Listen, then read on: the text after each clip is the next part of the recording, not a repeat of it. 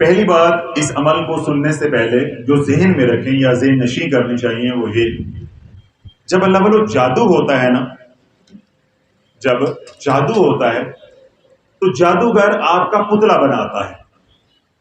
اس نے آپ کے اوپر خدا نہ خاصا جادو کیا تو وہ آپ کا پتلا بنائے گا. مثال کے طور پہ یہ پتلا ہے، ٹھیک ہے.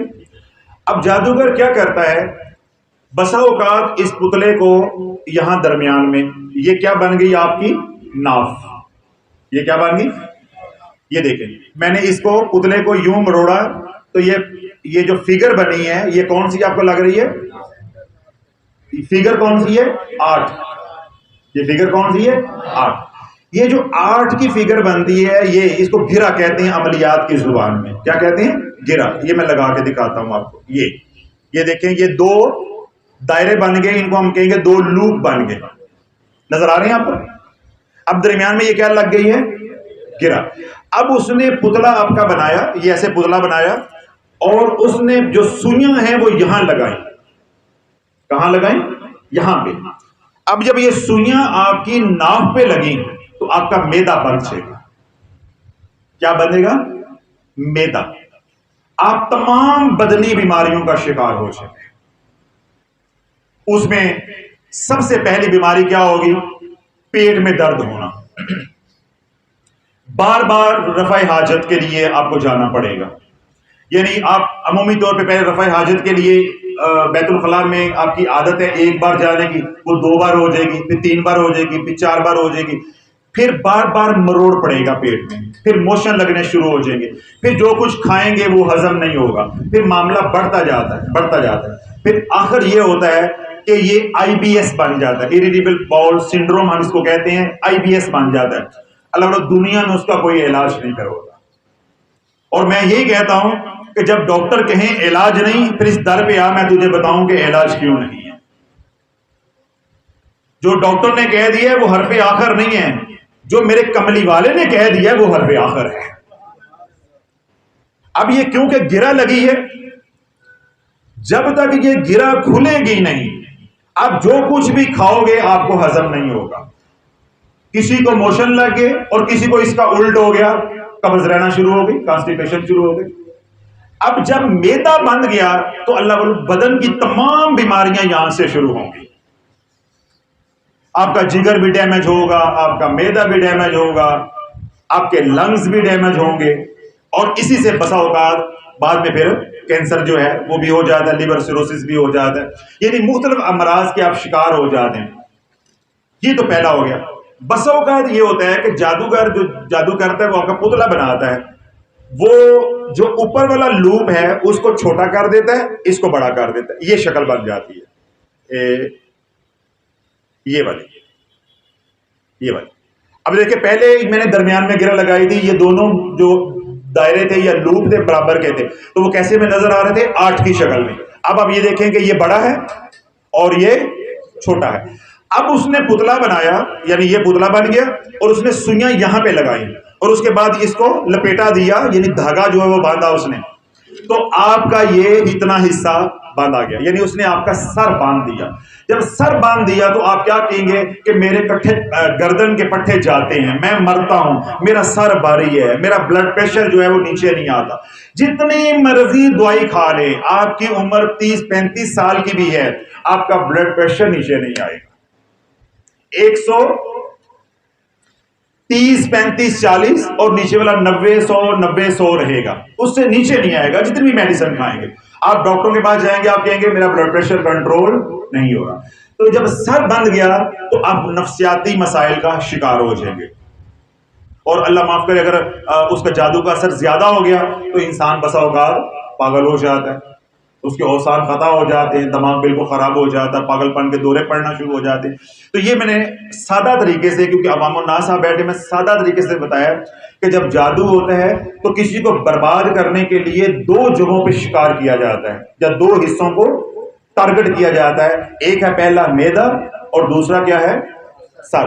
اب ضروری نہیں ہے کہ آپ کے میدے پہ ہوا ہے تو سر پہ نہ ہو، کسی کے سر پہ ہوگا، کسی کے پہ. یہ تو کرنے والے پہ ہے نا، جو اس کو فن آتا ہے اس نے برباد کرنے کے لیے کر دیا. ایک بات. دوسری بات آپ کی معلومات کے لیے کہہ رہا ہوں، اب یہ علامات ظاہر ہوئی، کیا ہوئی؟ یہ علامات ظاہر ہوئی، اور آپ نے ان علامات پہ توجہ نہیں دی.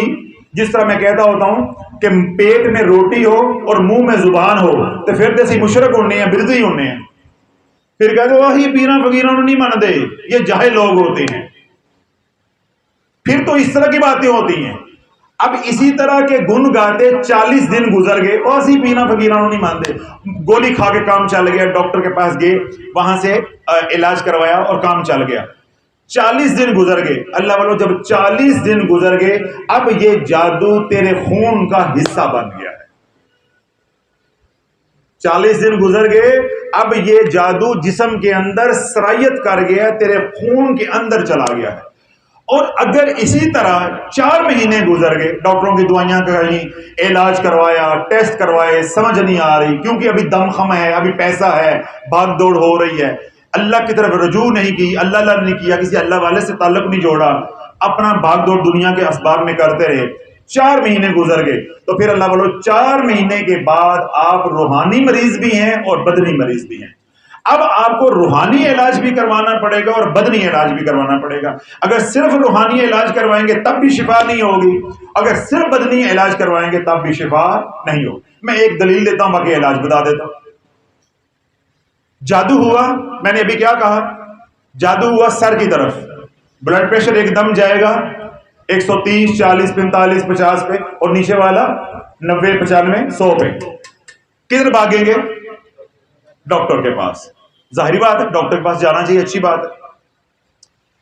ڈاکٹر نے دیکھا، اوہو ملک صاحب آپ نے اچھا کیا، آگے یہ تو شریان پھٹ جانی تھی، ہارٹ اٹیک بھی ہو سکتا تھا، اب سیدھے لیٹ جائیں، بس اب گھومنا پھرنا نہیں ہے، گھر میں آرام کریں ہفتہ. ساتھ ڈاکٹر نے ڈرایا، اوپر جادو کا اثر ہے، مایوسی پہلے آ رہی ہے، ہمت پہلے جواب دے رہی ہے میرے ساتھ کیا ہو گیا ہے. اب آپ 1 ہفتے کے لیے گھر میں آرام کر رہے ہیں، جی مجھے بلڈ پریشر ہو گیا، مجھے بلڈ پریشر ہو گیا. جو 2 نمازیں پڑھتے تھے وہ بھی چھوڑ دی. مسلمان کا آج حال یہ ہے، جو 2 نمازیں مسجد میں پڑھنے جاتا تھا وہ بھی چھوڑ دی، مجھے بلڈ پریشر ہو گیا ہے. ڈاکٹر نے بیڈ ریسٹ ایڈوائز کر دی، لمبے پہ گئے. ڈاکٹر نے ساتھ کیا دے دی؟ دوائی. اب اللہ کو جب ڈاکٹر نے میڈیکیٹ کر دیا، دوائی دے دی، آپ نے 15 دن 20 دن کی دوائی جب کھائی تو اب آپ کا جسم اس دوائی کا عادی ہو گیا. اب جادو ٹوٹ بھی جاتا ہے، جسم دوائی نہیں چھوڑے گا، جسم دوائی نہیں چھوڑے گا. اس لیے جو بلڈ پریشر کا مریض ہے اس کو پہ ساری زندگی دوائی کھانی پڑتی ہے. اور الحمدللہ ہزاروں کی تعداد میں لوگ ہیں کہ جن کی دوائی چھڑانے کا اللہ نے مجھے ذریعہ بنایا. دوائی لگی ہوئی تھی، جب میں نے ان کو عمل بتایا میں نے کہا یہ عمل کرو اور دوائی کھاتے رہو. اگر 3 ہفتے بلڈ پریشر بالکل سیٹ رہے، اپنے ڈاکٹر کو جا کے بتاؤ کہ مجھے کوئی مسئلہ نہیں ہے، میری دوائی کم کر دیں. ڈاکٹر اپنے تجربے کے مطابق، تشخیص کے مطابق دوائی کو کم کرتا جائے گا. الحمدللہ 2-3 مہینوں میں دوائی ختم ہو گئی. اور احتیاط کے طور پہ رکھو کسی وقت، کیونکہ جسم کو عادت ہو گئی، کسی وقت زیادہ ہو جائے تو ایک آدھ خوراک لے لو. لیکن اگر وہی لوگ شروع میں علاج کر لیتے تو ساری زندگی دوائی کھانی پڑتی نہ، ان کی ضرورت ہی نہ پڑتی. تو یہ باتیں میں نے آپ کی معلومات کے لیے جو عرض کی ہیں. اللہ تعالیٰ کوئی بھی آپ میں روحانی مریض بیٹھا ہوا ہے، جادو کا مریض بیٹھا ہوا ہے یا بدنی مریض بیٹھا ہوا ہے، اپنی ناف کے اوپر یہ اپنا دایاں انگوٹھا رکھیں. ناف یہی ہوتی ہے، ایتھے ہوتی ہے. میں کہ شاید 2023 آ گیا تو 2 انچ 2 انچ یا فٹ تھلے ہوتے ہو گئے. میں نے کہا ناف پہ رکھیں انگوٹھا تو وہ پریشان ہو گئے، ناف کتنے ہوتی ہے. اب دیکھیں یہ آپ کا جسم ہے، یہ آپ کا دائیں ہاتھ کا انگوٹھا ہے، یہ آپ کی ناف ہے، ٹھیک ہے. اپنا انگوٹھا اس ناف کے اوپر رکھیں گے، ایسے رکھیں، یہ یوں ایسے رکھیں. اب اس کو دبا لی. اب یہ ناف پہ رکھ کے اس کو اپنے یوں گھماتے رہنا ہے، اس کو گھماتے رہنا ہے ہلکا ہلکا. اور آپ نے پڑھنا ہے کلمہ تمجید، تیسرا کلمہ، سبحان اللہ والحمد للہ ولا الہ الا اللہ واللہ اکبر ولا حول ولا قوت الا باللہ العلی العظیم. اتنا آسان عمل ہے. آپ جب 2-3 دن جب آپ کریں گے آپ کو ایسی عادت ہو جائے گی کہ حضرت صاحب یہ تو کیتے ہیں بغیر سون کا مزہ ہی نہیں آتا، نیند نہیں آتی. اب یہ عمل کرنا کب ہے؟ نہ وضو کی قید ہے، نہ قبلہ رخ کی قید ہے. لنگی پہن کے کرو، بنیان پہن کے کرو یا شلوار قمیض پہن کے کرو، جس طرح بھی ہو آرام سے. جب سونے لگیں آپ اپنے بستر پہ بیڈ پہ لیٹ جائیں، بس پہلے درود پاک پڑھیں 3 بار، اب آخر کی پہلے 3 بار درود پاک پڑھیں، پڑھ کے یہ انگوٹھا جو ہے اپنی ناک پہ آپ نے رکھ لینا، جس طرح میں نے بتایا اس کو ہلکی ہلکی حرکت دیتے رہنا، اور آپ نے تیسرا کلمہ پڑھتے رہنا، سبحان اللہ والحمد للہ ولا الہ الا اللہ واللہ اکبر ولا حول ولا قوت الا باللہ العلی العظیم۔ یہ تسبیح اپنے بائیں ہاتھ میں آپ نے رکھ لینی 100 دانوں والی، اور انگوٹھا کہاں رکھ لینا ہے؟ ناف کے اوپر۔ ایک تسبیح تیسرے کلمے کی پڑھنی ہے، اور اگر جادو کی شدت زیادہ ہوگی، میں نشانی بتا رہا ہوں، جاگتے رہنا ذرا، اگر جادو کی شدت زیادہ ہوگی یہ 10 12 15 بار پڑھیں گے آپ سو جائیں گے، یہ پوری پڑھی نہیں جائے گی، لیکن پریشان نہیں ہونا، کوئی بات نہیں، سو گے اللہ آپ کو 100 بار پڑھنے کا ہی ثواب عطا فرمائے گا۔ کیوں؟ آپ کا ارادہ اور نیت کیا تھی؟ انما الاعمال بالنیات، کہ آپ نے 100 بار پڑھنا تھا، ثواب سے آپ محروم نہیں رہتے، اور اللہ کی رحمت سے امید ہے کہ جو 100 بار پڑھنے پہ شفا ملنی تھی اللہ 10 12 بار پڑھنے پہ بھی وہی شفا عطا فرمائے گا۔ پہلی تو یہ بات کہ بار بار میسج نہیں کرنا، پریشان نہیں ہونا، ڈرنا نہیں۔ حضرت صاحب میں پڑھتا ہوں 15 بار 20 بار یہ عادی ہوتی ہے اور میری آنکھ لگ جاتی، ایسے کوئی بات نہیں۔ آپ نے بائیں ہاتھ میں تسبیح پکڑی، پڑھتے اس کو گھماتے جائیں اور پڑھتے جائیں، سبحان اللہ والحمد للہ ولا الہ الا اللہ واللہ اکبر ولا حول ولا قوت الا باللہ العلی العظیم۔ اور اگر ماشاءاللہ پوری تسبیح پڑھی جائے تو نور نور ہے، لیکن میں نے نشانی بتا دی ہے تاکہ آپ پریشان نہ ہو کہ شروع کے دنوں میں آپ تنگ ہوں گے، کبھی 20 پہ، کبھی 35 پہ، کبھی 40 پہ، کبھی آدھی پہ، کبھی آخر پہ جا کے آنکھ لگ جائے گی۔ اس طرح کبھی آپ سفر میں آئے ہیں، تھکے ہوئے ہیں، آنکھ لگ گئی، کوئی مسئلہ نہیں، ذرا پریشان نہیں ہونا، عمل نہیں چھوڑنا۔ اللہ بولو 3 ہفتے یہ ناف والا عمل کر کے دیکھو، اگر جادو رہ جائے میں ذمہ دار ہوں۔ بدنی بیماری کسی بھی طرح کی ہے، مجھے بتانے کی بات میں ضرورت نہیں، جن حضرات نے ٹوکن لیے ہوئے ہیں حضرت صاحب میں اتنی دوروں آیا میرا مسئلہ ہے، میں نے بعد میں بھی یہی بتانا ہے، یہ میں ٹوکن والوں کو کہہ رہا ہوں کہ بعد میں آپ میرے انتظار میں بیٹھے رہے ہیں، حضرت صاحب ہم وہاں سے آئے ہیں، کسی نے آپ کا بتایا، یا ہم چینل سے دیکھ کر آئے ہیں، ہمارے گھر میں یہ بیماری ہے، تو بھائی میں سب کو اجتماعی طور پہ بتا رہا ہوں، اب کان بھی کھلے رکھو، ذہن بھی کھلا رکھو، بعد میں بھی میں نے یہی بتانا ہے۔ کیا کرنا ہے؟ سونے سے پہلے بائیں ہاتھ میں تسبیح اور دایاں انگوٹھا اپنی ناف کے اوپر 3 بار کملی والے پہ درود پڑھیں گے، اور اس کے بعد تیسرا کلمہ سبحان اللہ والحمد للہ ولا الہ الا اللہ واللہ اکبر ولا حول ولا قوت الا باللہ العلی العظیم۔ اللہ بولو جب یہ انگوٹھا گھومتا جائے گا اس کے ذریعے ساری ہیلنگ انرجی، نور سارے کا سارا ناف میں منتقل ہوگا، جہاں اس نے گرہ لگائی ہے، جہاں اس نے کیلیں لگائی ہیں، گرہ لگائی ہے، جب یہ نور یہاں منتقل ہوگا، یہ ناف کے ذریعے تیرے پورے بدن میں نور منتقل ہوگا، ہیلنگ انرجی منتقل ہوگی، جو جسم کے اندر نیگیٹو انرجی ہے وہ ساری ختم ہو جائے گی، ہیلنگ انرجی، پازیٹیو انرجی آ جائے گی، جادو ٹوٹ جائے گا، بیماریاں ختم ہو جائیں گی، تیرے اندر قوت مدافعت کا نظام جو ہے وہ قوی ہو جائے گا۔ جب قوت مدافعت کا نظام قوی ہوگا تو جو بیماری ہے وہ جسم سے نکل جائے گی، انشاءاللہ اللہ شفا کاملہ عاجلہ عطا فرمائے گا۔ اب اس میں کوئی اشکال، کوئی سمجھ نہ آیا ہو، اب اگلا سوال یہ ہونا چاہیے اگر آپ جاگ رہے ہیں کہ حضرت صاحب یہ عمل کتنے دن کرنا ہے، تو پھر وہی بات ہے کہ جب تک تندرست رہنا ہے، اگر مہینہ 10 دن کے لیے تندرست رہنا ہے تو مہینہ 10 دن کر لیں، اور اگر یہ کہنا ہے بھائی جب تندرست ہو گئے تو پھر چھوڑ دیں تو اس طرح کر لیں، تو پھر جب دوبارہ یہ عمل کرو گے پھر یاد رکھنا یہ عمل کام نہیں آئے گا۔ یہ عملیات کا اصول ہے، یہ عملیات کا اصول ہے کہ جب عمل ایک دفعہ کر کے اس کو چھوڑ دیا درمیان میں، جب دوبارہ وہ عمل کرو گے پھر وہ عمل اتنا مؤثر نہیں ہوگا جتنا پہلی بار ہوا تھا۔ تو کہنے اور عرض کرنے کا مقصد کیا ہے کہ اللہ بولو تیسرے کلمے کی تسبیح اگر اللہ 2 ہفتے بعد، 3 ہفتے بعد، 4 ہفتے بعد، 6 ہفتے بعد آرام بھی دے دیتا ہے، ویسے ہی پڑھتے رہو گے زندگی بھر جادو نہیں چلے گا، اللہ مال اتنا دے گا تیرے سے سنبھالا نہیں جائے گا۔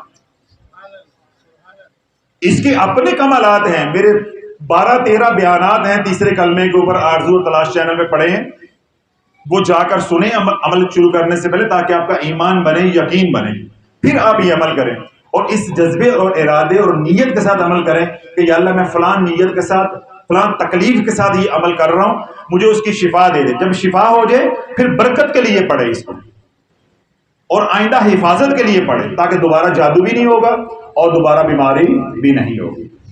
عمل کس وقت کرنا ہے؟ لیٹ کا، سوتے وقت۔ اب یہاں پہ دوسری بات یہ، کوئی بندہ ایسا ہے وہ کومے کی حالت میں ہے، یعنی بے ہوش ہے یا اس کے ہوش و حواس نہیں ہے، تو وہ عمل آپ کر سکتے ہیں۔ میاں ہے تو بیوی کر دے، بیوی ہے تو میاں کر دے، آپس میں کر سکتے ہیں۔ ایسے اولاد ہے، اس کا بچے چھوٹے ہیں تو ماں کر دے، یعنی ایک دوسرے کا کر سکتے ہیں۔ اس طرح سے خواتین ہیں تو ایک خاتون دوسری خاتون کے لیے یہ عمل کر سکتے ہیں۔ دو باتیں۔ تیسری بات یہ ہے، رات سونے سے پہلے شرط نہیں ہے، یہ عمل ہے ہی، کرنا ہی ایک بار ہے۔ اگر آپ رات کو یہ کہتے ہیں جی میں رات کو سوتا ہوں یا میری رات کے وقت ڈیوٹی ہوتی ہے، میں جاب کرتا ہوں، رات کی میری شفٹ ہوتی ہے، تو بھائی آپ جب صبح سوتے ہیں لیٹے لیٹے کر لو اس وقت۔ یہ سیدھا لیٹ کے پرسکون ہو کے لیٹ کے کرنا اس لیے ضروری ہے کہ ہم نے ہیلنگ انرجی کو منتقل کرنا ہے۔ جب جسم بالکل پرسکون ہوگا تو اس کے نتائج زیادہ اچھے ملیں گے۔ اگر آپ کھڑے کھڑے کرو گے، دنیا کی طرف دھیان ہوگا، تو وہ نتیجہ وہ نہیں ملے گا۔ اس لیے میں کہہ رہا ہوں دن کو سوئیں جو ڈیوٹی والے ہیں، جو رات کو کریں، جب بھی کریں جب سونے لگیں اس وقت یہ عمل کریں تاکہ وہ جو انرجی جا رہی ہے، جو تیسرے کلمے کا نور جا رہا ہے، وہ تیرے پورے جسم کے اندر، روح کے اندر سرایت کرتا جائے۔ اب اس کی منطق سمجھ آ گئی کہ کیوں میں نے کہا کہ لیٹ کے کرنا۔ تو اس میں یہ قید نہیں ہے کہ رات کو کر رہے ہیں، مطلب وہ ڈیوٹی کرتا ہے وہ دن کو کر، سمجھ آ گئی۔ اس طرح اگر رات کو وضو کے ساتھ کریں تو اس کی نورانیت اور بڑھے گی، وضو کے ساتھ سونے کا ثواب اپنا ہوگا۔ پھر بسا اوقات یہ ہوتا ہے کہ آپ سو رہے ہیں، میاں بیوی نہیں ہے، ساتھ والدہ سوئی ہوئی ہے یا بہن سوئی ہوئی ہے یا کمرے میں آپ سوئے ہوئے ہیں، آپ کی بیٹیاں سوئی ہوئی ہیں، تو وہ مناسب نہیں لگتا کہ کپڑے اوپر کر کے ناف ننگی کر کے تو آپ کر رہے ہو، کوئی مسئلہ نہیں، پھر آپ کپڑوں سمیت بھی کر سکتے ہیں۔ اس طرح کہیں دوستوں کے ساتھ ہیں، کسی ہوٹل میں ٹھہرے ہیں، کسی کے گھر مہمان گئے ہوئے ہیں، اب وہاں کپڑے اتار کے یوں کر رہے ہوں گے تو وہ عجیب سا لگے گا۔ تو یہ ساری باتیں کچھ اپنا بندہ استعمال کرے نا کہ پیجا تو سمجھ آ جاتی ہیں، لیکن میں نے دوہرا بھی دی ہیں، یہ پریشانی کی بات نہیں۔ ان دنوں میں آپ کپڑے سمیت کر لیں، اور جب آسانی ہو تو پھر اندر رکھ کے، یعنی ناف کے اوپر رکھ کے اس کو انگوٹھے کو گھماتے جائیں گے، تیسرا کلمہ پڑھتے جائیں گے۔ اور آخری چوتھی اور آخری بات میں نے کیا کہی ہے کہ جب اللہ شفائے کاملہ عاجلہ عطا فرما دے 2 ہفتے بعد 4 ہفتے بعد، پھر یہ عمل ساری زندگی کرنا ہے، چھوڑنا نہیں ہے، اور خیر و برکت کی نیت سے کرنا ہے۔ اللہ بیماری سے بھی بچائے گا اور اللہ جادو سے بھی بچائے گا۔ آپ تمام حضرات کو اجازت ہے، جو سوشل میڈیا پہ سنے انہیں بھی اجازت۔ اللہم صلی وسلم وبارک علی سیدنا و مولانا شافی وعلی آلہ وصحبہ اجمعین۔ اللهم انت السلام ومنك السلام تبارك يا ذا الجلال والاكرام لا اله الا الله وحده لا شريك له له الملك وله الحمد يحيي ويميت وهو على كل شيء قدير ربنا آتنا في الدنيا حسنة وفي الآخرة حسنة وقنا عذاب النار وقنا عذاب القبر وقنا عذاب الحشر وقنا عذاب الميزان وأدخلنا الجنة مع الأبرار يا عزيز يا غفار يا رب العالمين ربنا ظلمنا أنفسنا وإن لم تغفر لنا وترحمنا لنكونن من الخاسرين رب اجعلني مقيم الصلاة ومن ذريتي ربنا وتقبل دعاء ربنا اغفر لي ولوالدي وللمؤمنين يوم يقوم الحساب ربنا تقبل منا إنك أنت السميع العليم وتب علينا إنك أنت التواب الرحيم صلى الله تعالى على حبيبه خير خلقه محمد وعلى آله وأصحابه أجمعين برحمتك يا أرحم الراحمين يا أرحم الراحمين يا أرحم